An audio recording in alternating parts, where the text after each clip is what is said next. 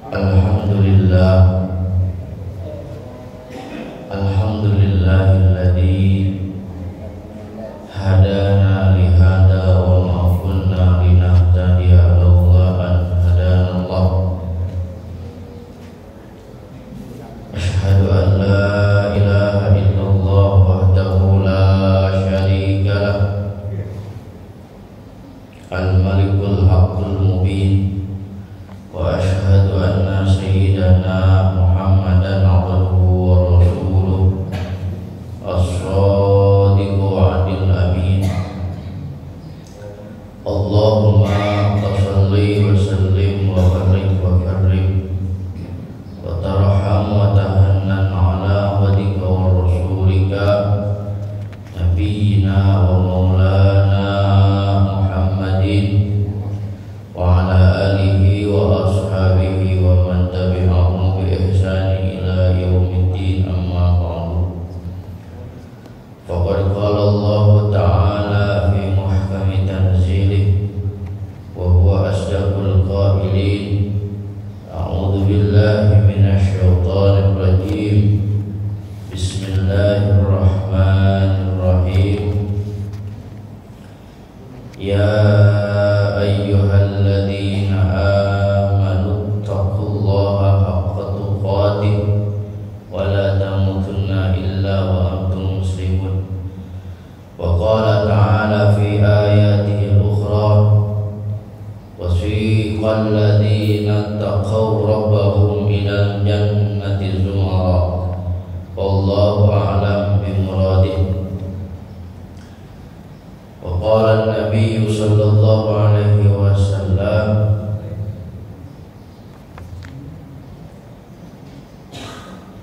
talabul ilmi faridatun ala kulli muslimin. Hadirin jamaah, bapak-bapak, ibu-ibu, ta'lim subuh yang sama-sama saya hormati dan Allah muliakan. Marilah sama-sama senantiasa kita panjatkan rasa syukur kita kepada Allah Subhanahu wa taala yang dengannya pada kesempatan pagi yang mulia ini kita masih dapat melaksanakan ibadah salat subuh berjamaah dan dilanjutkan dengan ta'lim subuh. Mudah-mudahan duduknya kita, i'tikaf kita pada pagi hari ini menjadi salah satu wasilah pundi-pundi amal kita nanti di yaumil qiyamah.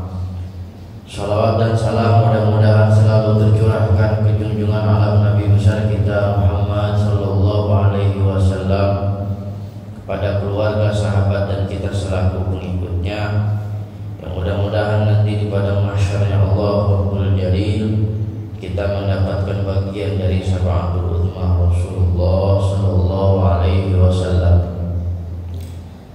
Bapak Ibu hadirin rahimakumullah, kita lanjutkan bahasan tafsir surah Yasin kita, yaitu tentang bahwa nanti di yaumil qiyamah kita ini akan ada di bawah bendera masing-masing. Ada yang hidupnya di dunia membela agama Islam, maka nanti di yaumil qiyamah dia akan ada di bawah panji bendera dengan Sayyidina Umar. Siapa orang yang getol sedekah, infak dan beramal, maka dia akan ada di bawah benderanya Sayyidina Utsman bin Affan. Siapa orang yang di dunianya mati dengan sia-sia dalam tanda kutip terzalimi, maka jangan khawatir nanti di yaumil qiyamah orang yang mati dengan sia-sia, yang terbunuh tanpa ada hak-hak yang harus dibunuh, maka nanti di yaumil qiyamah Allah sudah siapkan bahwa orang yang mati terbunuh dengan terzalimi ia akan ada di bawah naungan benderanya Sayyidina Husain, karena beliau adalah orang yang mati dengan keadaan tersiksa pada waktu itu. Itu adalah gambaran tentang orang yang hidup di dunianya melaksanakan amal baik dan amal soleh, maka nanti di yaumul kiamah masing-masing ada di bawah benderanya. Kita ada di bendera yang mana ya wallahu a'lam. Maka kesempatan pagi hari ini kita sambung lagi bahwa kemarin terakhir ada di bawah bendera Husain. Siapa mereka? Alladzina qutilu fid dunya zulman. Orang yang dibunuh di dunia dengan secara zalim. Cuman hal sepele, bahkan tidak ada masalah apapun tiba-tiba dibunuh. Begitu murahnya nyawa yang dimiliki oleh manusia. Yang punya hak prerogatif mencabut nyawa adalah Allah, tapi manusia dengan menjadi sababiyah dia terbunuh.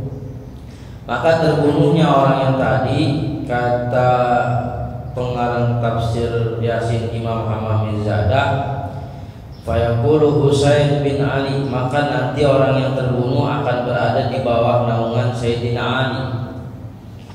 Sayyidina Ali, saya di bawah naungan Sayyidina Husain. Husain itu putra dari Sayyidina Ali, kembar Hasan dan Husain. Jadi anak kembar itu bukan anak yang ada dari zaman sekarang, ternyata dari zaman dulu juga udah ada. Anak kembar itu diawali dari zaman Nabi Adam, Habil dan Qabil. Kemudian di zaman Sayyidina Ali punya anak namanya Hasan dan Husain. Husain itu mati terbunuh di Karbala. Kemudian Sayyidina Hasan mati diracun. Itu jadi cucu Nabi Muhammad itu mati dalam keadaan terzalimi. Maka orang yang nanti meninggal dalam posisi terzalimi, dalam arti bukan menunaikan hak-hak Allah seperti dia terkena hukuman mati atau dia mughalladhah, maka nanti ada di bawah bendera Sayyidina Husain. Kita lanjutkan lagi. Bismillahirrahmanirrahim. Qala al-musannifu rahimahullahu ta'ala wa nafa'ana bihi wa bi ulumihi fid dharain. Summa yadkhulu, kemudian masuk manusia al-jannata, ke surga, kullu madlumin, setiap orang yang dianiaya, ma'al Husain, bersama Sayyidina Husain. Radhiya, moga meridhoi sapa Allah taala, mahalune Allah taala anhu atas itu Husain. Sumayatuna, kemudian datang malaikat biroyatin, dengan membawa bendera. Fayaquluna, maka berkata malaikat, ainal ladzina, mana orang-orang, tabu, yang bertaubat, taubatan nasuha, dengan taubatan nasuha, wa sabatu, dan mereka tetap ala taubatihim, atas taubat mereka. Fayaqulu, maka berkata Wahsyiyun, Imam Wahsyiyun, Sayyidina Wahsy, qatil Hamzah, yang membunuh Sayyidina Hamzah. Labbaika, saya memenuhi panggilanmu. Fayatuna, maka dikasih itu bendera. Lahu, atas itu Wahsy, tilkar royah. Fayajtami'u, maka kumpul tahta royatihi, di bawah benderanya Wahsy, jami'ut taibin, seluruh orang-orang yang bertaubat. Wa yadkhuluna, dan masuk itu taibin al-jannata, ke surga, ma'ahu, beserta Sayyidina Wahsy. Malaikat manggil lagi, mana orang-orang yang bertobat dengan taubatan nasuha. Maka yang menjawab dan yang menerima bendera itu adalah Sayyidina Wahsy. Siapa Sayyidina Wahsy itu? Sayyidina Wahsy itu adalah qatil Hamzah, orang yang membunuh paman Nabi, namanya Sayyidina Hamzah.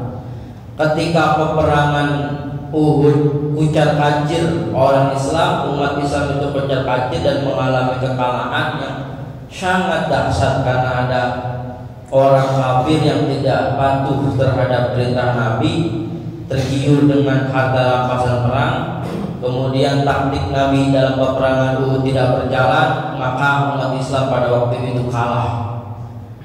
Jadi digiur oleh harta. Kata Nabi, nanti tim pemanah siap di atas bukit. Begitu orang kafir masuk di bawah bukit, siap untuk dihujani panah. Tapi orang kafir punya taktik, rupanya diiming-imingi dengan harta yang banyak di bawah gunung. Itu yang tadinya tukang panah tergiur juga. Rupanya bukan zaman sekarang doang orang tergiur dengan harta, sehingga menghalalkan segala macam cara dia olah sedemikian rupa untuk menguntungkan dirinya, yang disebut dengan korupsi, tergiur. Nah, ketika perang Uhud itu, sahabat yang ditugaskan untuk memanah orang kafir melihat harta rampasan perang di bawah gunung pada turun. Akhirnya kembali, bukannya orang muslim yang memanah orang kafir yang dihujani oleh panah dan juga senjata tajam adalah orang muslim yang ada di bawah. Aduh, hancur, kalah ketika itu. Nabi pun giginya sempat patah. Dan ada seorang ahli tombak yang memang nombaknya udah lihai. Kalau sekarang tim apa namanya kalau yang suka nembak secara jarak jauh, sniper. Ada orang-orang Arab yang memang kalau udah nombak pasti kena, kalau udah manah pasti kena, nggak mungkin meleset. Namanya Wahsy. Wahsy itu biar kata tukang tari Bang Haji Hasim mana? Oh, Bang Haji Hasim. Kalau di Arab kan ada tukang tari tuh kayak di India, tuh dia nandak, dia joget Bang Haji Hasim ya. Di atasnya ditaruhin bolongan di atas kepalanya, itu nandak begitu. Joget, yang pakai BH doang sama perutnya kemana-mana, pusernya Bang Haji Hasim. Begitu nandak joget itu di atas kepalanya ada buletan. Itu si Wahsy tombaknya dilempar bukan kena kepala si penari, bukan, lewat bolongan itu. Kan hebat berarti kan, dicari itu joget. Memang kalau dia mah mending Pak. Kalau orang Indonesia kan sniper diem posisinya, diem. Kalau juga enggak, nandak nyari joget, tapi di atasnya ditaruh semacam buletan. Itu si Wahsy dari agak jauh dilempar tombak, kan taruhannya nyawa. Coba kalau tombaknya meleset kena mukanya, ya mati penarinya. Ini enggak, beberapa kali tombak dilempar masuk ke bolongan yang ada di atas kepalanya. Saking hebatnya ahli tombak yang namanya Wahsy. Yaitu Wahsy ditugasin buat ngebunuh Sayyidina Hamzah. Kata orang kafir Quraisy, Abu Jahal ini baru hebatnya nih.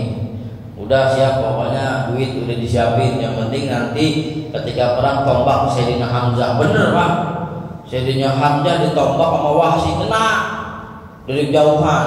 Jauh yang nombaknya lemparin, ya mati Sayyidina Hamzah. Nggak ada ilmu kebal, nggak ada ilmu kebal. Ada ilmu kebal itu yang punya ilmu kebal kalau dalam ahli hikmah itu Sayyidina Ali. Bang Haji Pala mungkin tahu doanya Sayyidina Ali. Bismillahi aqwatuh, bismillahi qa'imatuh.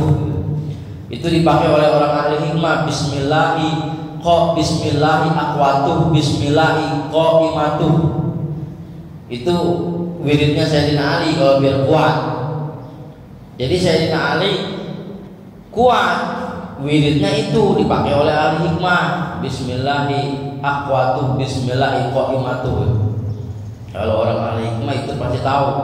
Itu wiridnya Sayyidina Ali. Nah, Sayyidina Hamzah ditombak, mati waktu itu.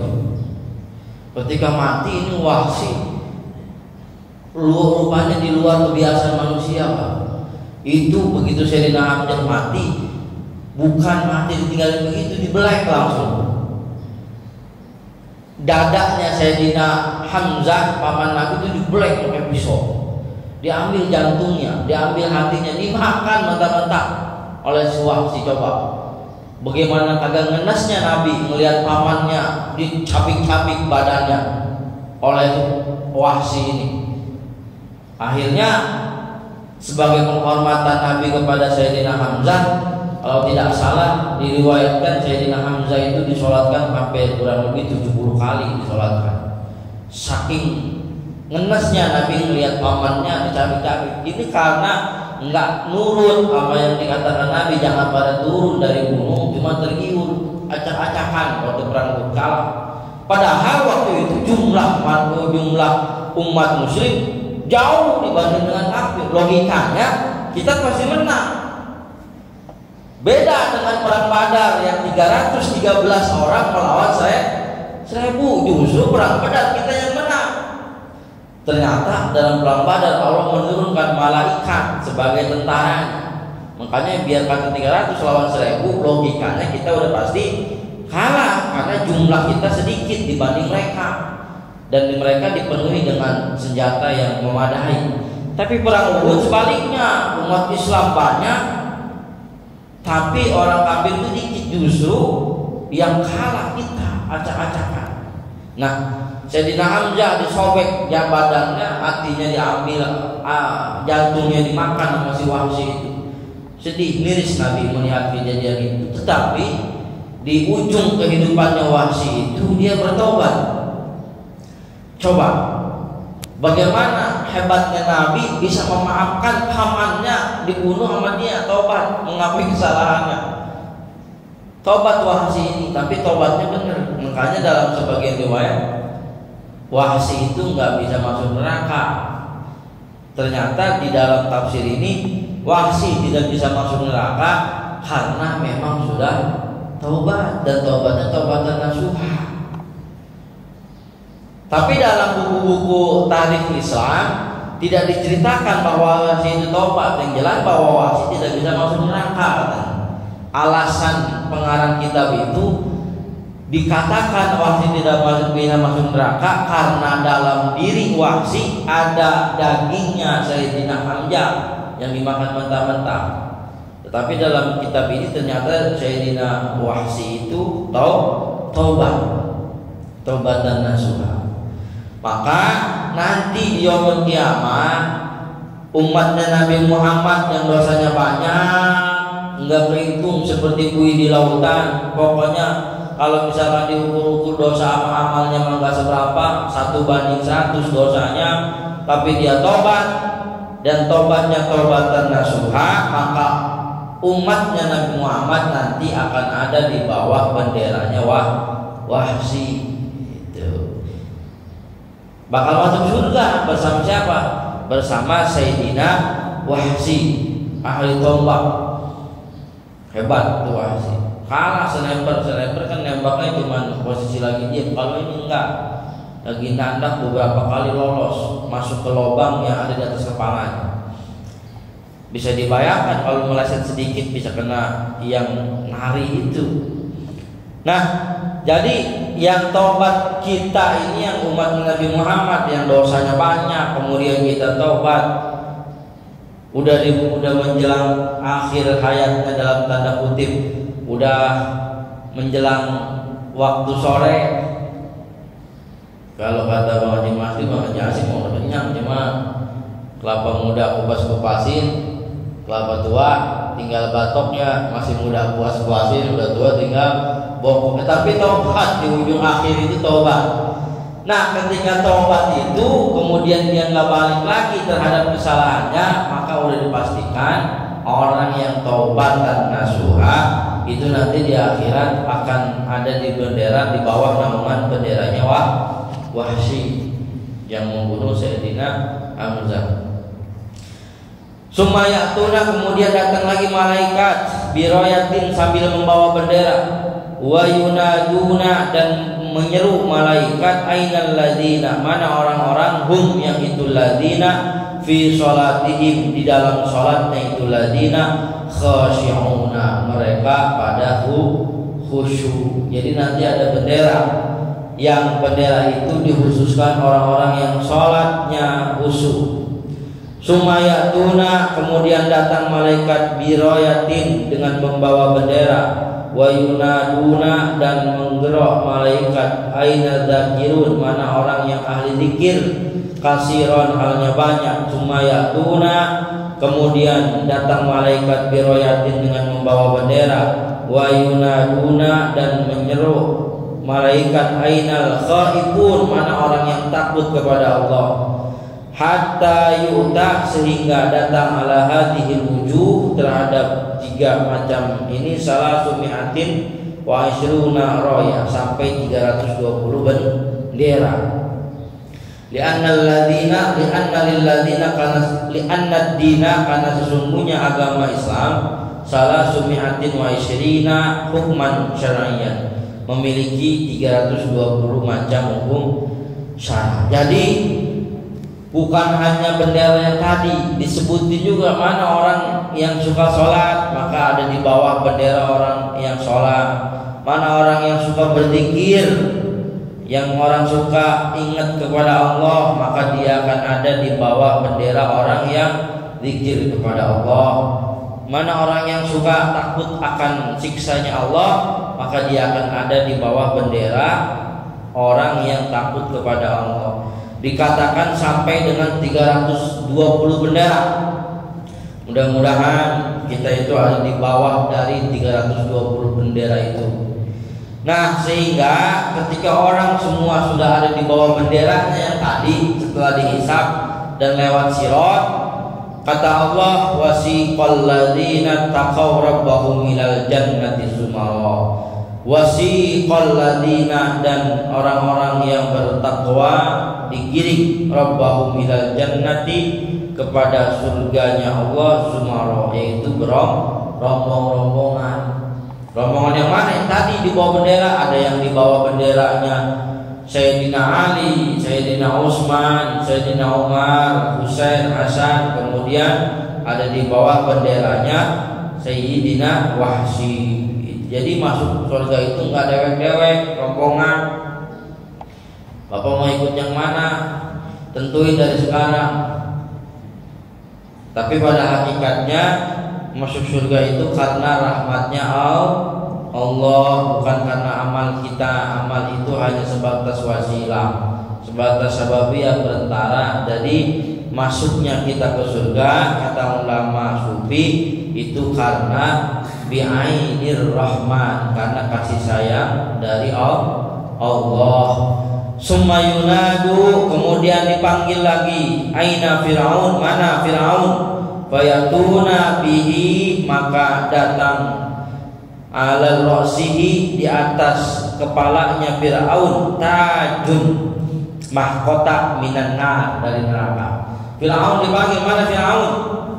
Mau dikasih mahkota, cuma sayang mahkotanya dari neraka. Fayajtami'u, maka kumpul indahu, di sisinya Fir'aun, al-jabbarun, para koruptor, al-mutakabbiruna, yang pada sombong, wa fir'auna, dan Fir'aun, kuddamahum, sebagai pimpinan mereka, wa yusaquna, dan mereka semua digiring ila jahannam, ke neraka jahanam. Jadi yang bawa bendera bukan orang-orang soleh doang, ada bawa bendera juga Fir'aun. Makanya ngeri, jangan-jangan ini kita ada di barisan Fir'aun, bawa benderanya, naudzubillah. Fir'aun dikasih juga mahkota, tapi mahkota dari neraka.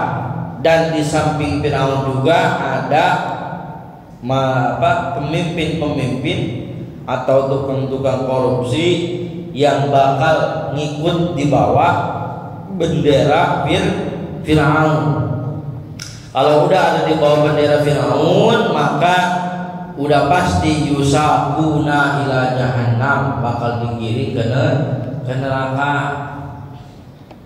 Tinggal pilih mau di bawah benderanya Sayyidina Utsman, Sayyidina Umar, atau di bawah benderanya Fir'aun. Artinya ada dua. Ada yang bendera yang sering berbuat amal soleh, dan ada yang bendera sering berbuat jahat. Summa yunaduna, kemudian malaikat menggerau, ainal Qabil bin Adam, mana si Qabil anaknya Adam. Qabil itu yang membunuh Habil. Ceritanya kan begitu. Itu gara-gara perempuan. Jadi kalau hari ini ada pembunuhan gara-gara perempuan, zaman dulu juga ada. Kita udah sama-sama tahu antara Qabil dan Habil berebut perempuan. Dipanggil oleh malaikat, mana si Qabil? Fayatuna, maka datang bihi dengannya, wa ala unuqih, dan di lehernya itu salasilu minan nar, ada rantai dari api neraka. Wa ala rijlaihi, dan ada di kakinya aglalun, belenggu-belenggu minan nar, dari neraka. Jadi si Qabil itu nanti dikasih rantainya dari neraka, baik di leher ataupun di kaki, sebagai simbol bahwa awal pembunuhan manusia itu terjadi di zaman Nabi Adam yang diawali oleh si Qabil itu. Fayajtami'u, maka kumpul indahu, di sampingnya itu si Qabil, jami'ul husad, orang-orang yang dengki. Jadi orang-orang yang dengki, waduh dengerin. Baru kalau dijelasin, ini orang yang dengki nanti ternyata adanya di bawah bendera si Qabil. Bukan hanya dia yang sebagai pembunuh, tapi ulama tafsir lebih cenderung menjelaskan jami'ul husad, orang-orang yang dengki. Barangkali kalau pembunuh udah jelas, kalau di dunia dia membunuh berarti udah dipastikan dia ada di bawah bendera si Qabil. Dia membunuh orang yang haknya tidak harus dibunuh, maka udah dipastikan ada di si Qabil. Tapi kalau fayajtami'u, maka kumpul indahu bersamanya si Qabil, jami'ul husad, orang-orang yang hasad. Orang-orang yang iri dengki, awas hati-hati, bisa-bisa kumpulnya sama si Qabil. Ternyata yang menjadi latar belakang pembunuhan itu, motifnya kalau bahasa sekarang adalah iri hati dan dengki terhadap si Habil yang dapat perempuan ada cakepan Pak Jasin. Baik-baik ini orang yang punya penyakit iri hati, dengki, nggak mau kalah sama saudaranya, bisa-bisa nanti ada di bawah bendera si Qabil. Saya juga baru tahu ini. Jadi ternyata hasud itu bukan hanya menghabiskan amal ibadah kita. Seperti hadis iyyakum wal hasada fa innal hasada ya'kulul hasanat kama ta'kulun narul khataba. Takutlah kamu terhadap hasud. Iyyakum wal hasada fa innal hasada ya'kulul hasanat, karena hasud, iri hati, dengki itu ya'kulul hasanat, makan kebaikan kita. Percuma kita ngumpulin ibadah sholat sebagai pahala kita nanti di kiamat, ngumpulin ibadah puasa capek-capek dari pagi sampai siang, bahkan kagak ngomong dan gak keluar tidur aja untuk bisa ada di tingkatan puasa khusus atau puasa yang di atas orang umum. Setan rupanya ngebujuk lewat jalur hasud. Ngeri nih. Ini penyakit yang sangat rawan. Kita sedekah betul, infak rajin, di mana hanya ada pembangunan masjid, musola, pesantren disumbang. Setan ngebujuk lewat hasud. Tapi pada hakikatnya hasud itu didasari karena ketidakmampuan orang yang hasud. Bener-bener iri tanda tak mampu. Dia iri sama kita karena dia nggak bisa mengimbangi kita, akhirnya gerah. Itu yang dinamakan hasud. Ngeri nih. Artinya ini adalah warning, peringatan buat kita. Jangan sampai kita punya hati hasud, punya hati iri. Bagaimana sih? hasud iri itu? Hasud itu begini, dalam kitab tasawuf yang dinamakan hasud itu, kita bahasa saya hasud itu singkatnya begini Pak, SMS. Hasud itu apa? SMS. Senang melihat orang susah, susah melihat orang senang, itu namanya hasud, singkatnya begitu dah. SMS. Senang melihat orang susah, susah melihat orang senang. Senang melihat orang susah, tetangga kehilangan dia hilang, apa aja dia syukur hilang. Emang barangnya nyampur namanya haram, ya ada aja omongan tuh namanya SMS. Susah melihat orang, senang melihat orang susah, senang aja pokoknya. Orang susah nih dia senang, keprok, ore, cerai. Emang gua lagi tungguin jandanya lah, cerai. Begitu tetangganya cerai, emang pestanya gede-gedean, iri rumahnya. Wah, itu mah pesta juga emang pesannya aja mau orang kaya, dia aja mau orang susah lah. Emang apa ngomong gitu? Orang tetangga dapatnya rada ikan tangkapan dikit ya wajar. Nggak lama dapat 6 bulan cerai, kata dia syukur cerai. Tuh senang melihat orang susah, baik-baik, itu hasud. Atau kebalikannya, senang melihat orang susah, susah melihat orang senang. Ini yang ngeri, susah melihat orang senang. Tetangga beli mobil baru, dia yang naik mobil ambulan.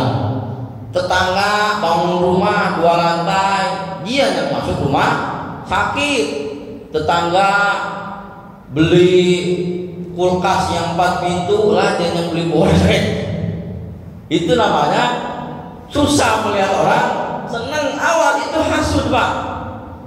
Ya, tetangga pergi umroh, kagak mau kalah, dia umroh bagus. Kalau nggak mau kalah mah dia berangkat juga, punya duit. Yang ngeri itu tetangga pergi umroh, dia omongin lah umroh mulu, umroh mulu. Gila aja tetangga nggak makan, kagak dikasih beras. Padahal mah kata Ustaz itu yang lebih penting lah.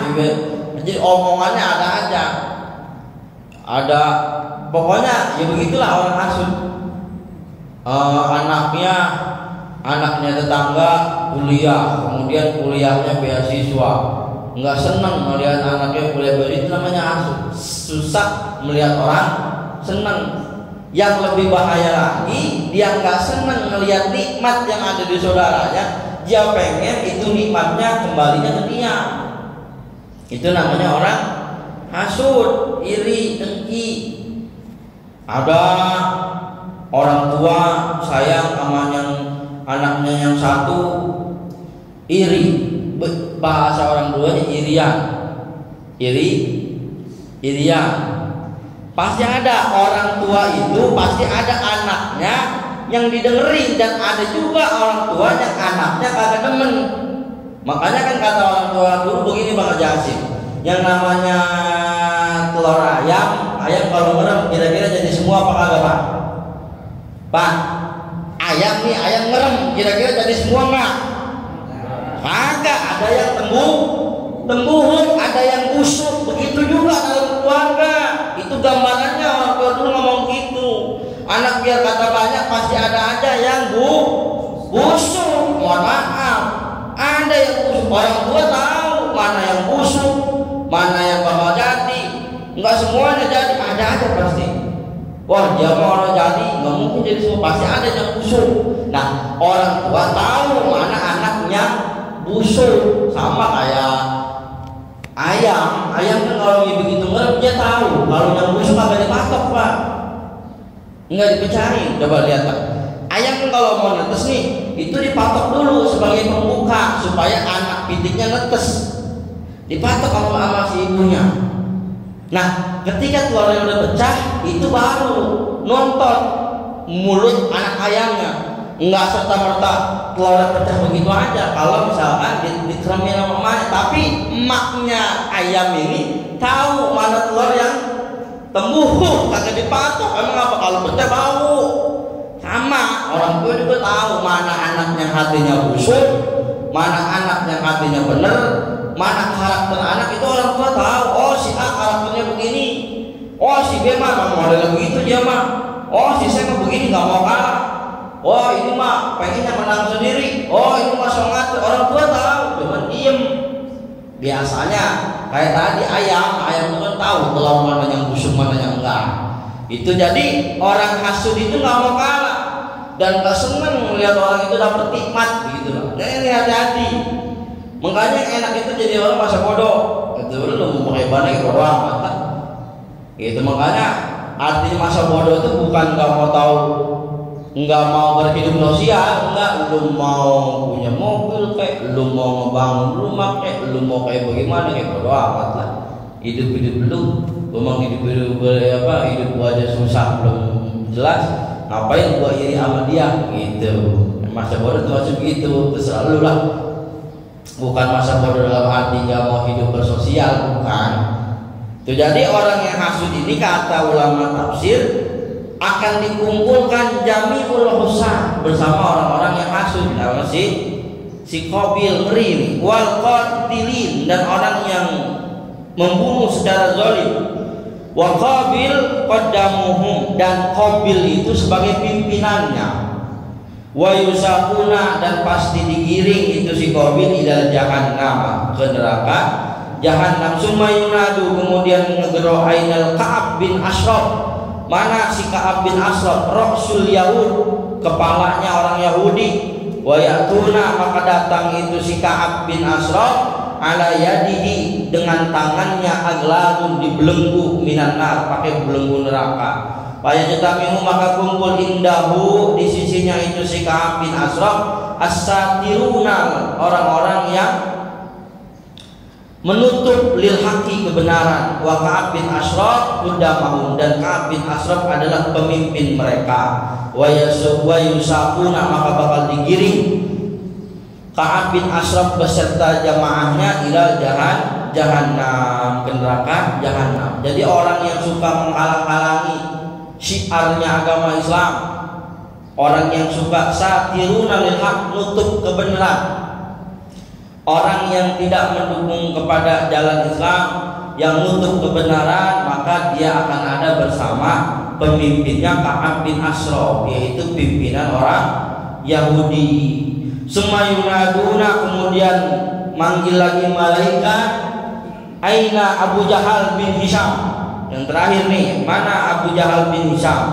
Wa yatuna, maka datang bihi itu Abu Jahal, fayajtami'u, maka kumpul indahu, di sampingnya Abu Jahal, kullu man lam yu'min, setiap orang yang tidak beriman bil rusuli, dengan rasul, wa lam yusaddiq, dan tidak membenarkan bihim, atas itu rasul. Wa Abu Jahlin, maka Abu Jahal quddamuhum, sebagai pimpinan mereka.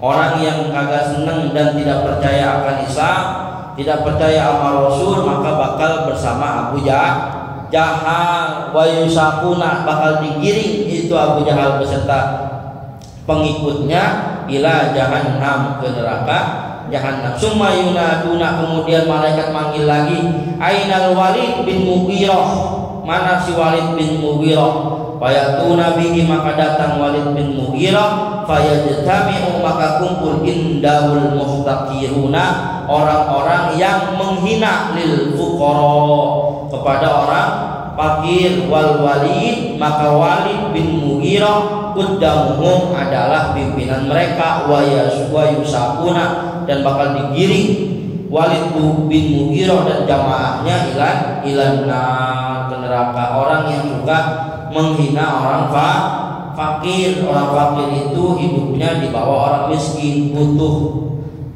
hidup, kemudian minta-minta, ngasih kagak, menghina iya gitu. Itu nanti ngumpulnya bersama Walid bin Mughirah. Ada orang yang minta-minta, kemudian kita nggak ngasih, malah menghina, ngasih kagak, ngoceh iya gitu. Maka nanti orang yang begitu itu bersama Walid bin Mughirah bakal digiring ke neraka. Summa yunaduna, kemudian digelar lagi oleh malaikat, aina Umrul Qais, mana si Umrul Qais? Wa yatuna bihi muswaddal wajhi, dia membawa dia datang dengan membawa wajah yang hitam. Wa yajtami'u maka kumpul indahu syu'ara, orang yang di dekatnya Ummul Qais, Quddamahum sebagai pimpinannya, wa yusafuna dan digiring Ummul Qais berserta jamaahnya ilan pengikutnya ke neraka. Maka bersabda Allah, yauma nad'u kulla unasin bi imamihim. Nanti kata Allah, yauma nad'u, pada hari itu akan memanggil kullu unasin, setiap manusia, bi imamihim, kepada pimpinannya, dengan pimpinannya pada manggil tadi. Sayyidina Utsman manggil mana orang yang senang sedekah infak, maka ada di bawah bendera Utsman bin Affan. Tapi sebaliknya, mana orang yang suka ngebunuh, mana orang yang suka iri hati dan dengki, si Qabil ngedrok, sini sama saya, kata si Qabil. Falamma yanzuru, maka tatkala melihat ahlul jannah, penduduk surga, ya'tuna ila sahra, dia akan datang kepada mahsyar yang luas, wa yarawna fiha, dan akan melihat pada itu sahra al-asjar, yaitu pohon-pohon mukhtalifatan yang berbeda-beda, wa alaiha, dan pada itu asjar asmarun, ada buah mukhtalifatun yang berbeda-beda. Jadi kata Allah, salamun alaikum tibtum fadkhuluha khalidun. Salamun alaikum tibtum, kesejahteraan atasmu, tibtum, kebahagiaan padamu, fadkhuluha, masuklah kamu semua, khalidina, ke surga yang menjadi tempat kekal. Bapak Ibu hadirin rahimakumullah, satu ayat lagi kita lanjutkan esok hari sekalian terakhir kita kuliah subuh di tahun 1446, di ayat tentang Allah memasukkan orang-orang yang mukmin ke surga. Inna ashabal jannati yauma fi syukurin fakihun. Kita lanjutkan esok hari sekaligus terakhir kita kuliah subuh, karena kemungkinan besar Lebaran itu Senin. Kemungkinan besar NU udah memutuskan Senin, tapi